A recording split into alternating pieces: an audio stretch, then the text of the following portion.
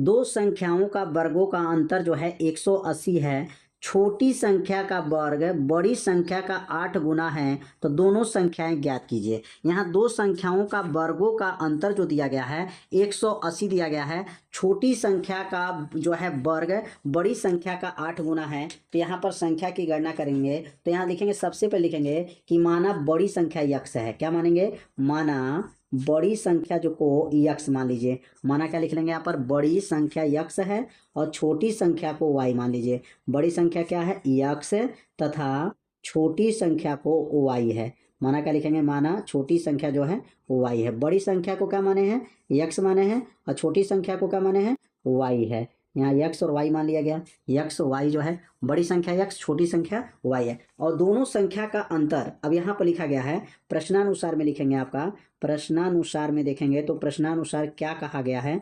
प्रश्न के अनुसार ये कहा गया है कि बड़ी संख्या और छोटी संख्या के वर्गों का अंतर यक्स का वर्ग माइनस वाई का वर्ग, वर्गों का अंतर किसके बराबर है?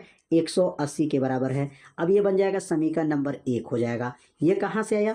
कहा गया दोनों संख्याओं का वर्ग, जो दोनों संख्या है बड़ी संख्या छोटी संख्या, उसके वर्ग करके अंतर करेंगे 180। और एक और प्रश्न में कहा गया है कि छोटी संख्या का वर्ग, क्या कहा गया है?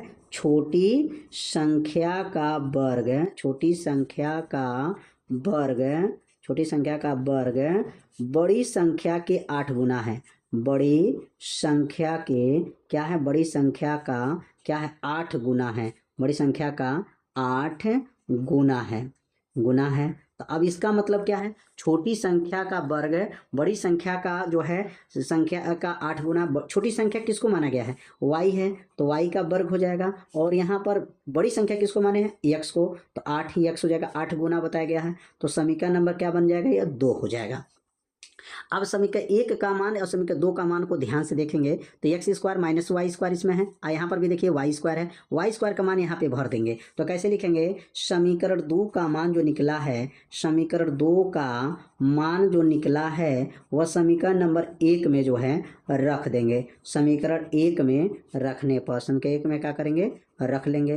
तो समीकरण 1 में रखने पर हो जाएगा, किसका मान किस में रखना है? 2 वाला मान उठा करके 1 में रखेंगे तो क्या बनेगा? यक्स का वर्ग माइनस हो जाएगा 8 यक्स हो जाएगा बराबर 180 हो जाएगा। अब यहाँ 180 जो है इसको क्या करेंगे? पक्षांतर कर लेंगे तो x square minus 8 x minus 180 बराबर क्या आ जाएगा? 0। अब ये बन गया द्विघात समीकरण। अब द्विघात समीकरण को क्या करेंगे?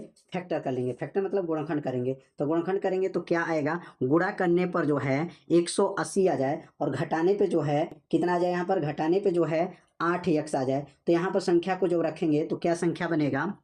तो 18 में से 10 को घटाएंगे तो 18 में से 10 घटेगा तो 8 होगा, और 18 में 10 के गुणा करेंगे तो 180 हो जाएगा। अब यहाँ यक्स स्क्वायर माइनस, यहाँ पे क्या लिखेंगे? 18 माइनस 10 हो जाएगा, बगल में यक्स माइनस 180 बराबर 0। अब इसका फैक्टर कर लेंगे। यक्स स्क्वायर 18 में गुणा करेंगे 18 यक्स प्लस 10 यक्स माइनस 180 बराबर 0। अब इसमें से कॉमन क्या लेंगे? यक्स को कॉमन ले लेंगे तो अंदर क्या बचेगा? यक्स माइनस 18 हो जाएगा। यक्स माइनस 18 और इसमें से 10 कॉमन ले लेंगे तो यक्स माइनस 18 हो जाएगा बराबर 0। अब दोनों में से कॉमन ले लीजिए, क्या कॉमन होगा? यक्स माइनस 18 कॉमन हो जाएगा तो यक्स प्लस जो है 10 हो जाएगा बराबर 0 हो जाएगा। अब यहाँ पर फैक्टर होने के बाद से क्या करते हैं? यहाँ पर यदि पहला यदि लिखेंगे, यदि पहला क्या बनेगा? यक्स माइनस 18 बराबर 0। 18 पक्षांतर करेंगे तो यह प्लस 18 हो जाएगा। अब यहाँ यक्स का मान जो आया है यह प्लस 18 यहाँ पर आ गया। अब दूसरा जो मान देखेंगे, दूसरा यदि करेंगे तो दूसरा यदि क्या बनेगा? यक्स प्लस 10 बराबर क्या होगा? 0।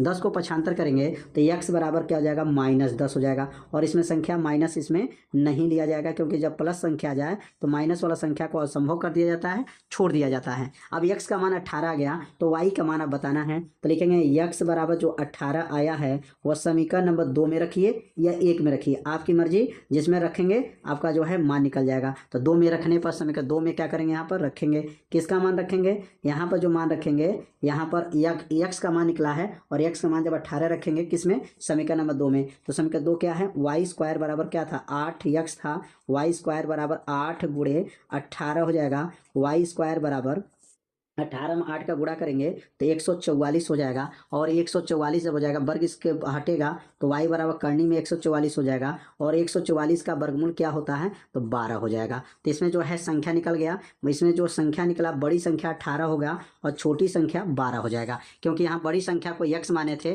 और छोटी संख्या को जो है y माने थे। तो लास्ट में क्या लिख देंगे यहाँ पर, अतः बड़ी संख्या 18 है, बड़ी संख्या क्या हो जाएगा 18, तथा लिखेंगे यहाँ पर छोटी संख्या जो है यहाँ पर 12 हो जाएगा। छोटी संख्या क्या हो जाएगा यहाँ पर 12 है। तो उम्मीद करते हैं यह प्रश्न आप लोगों को अच्छे से समझ में आ गया होगा। तो बड़ी संख्या 18, छोटी संख्या 12 है।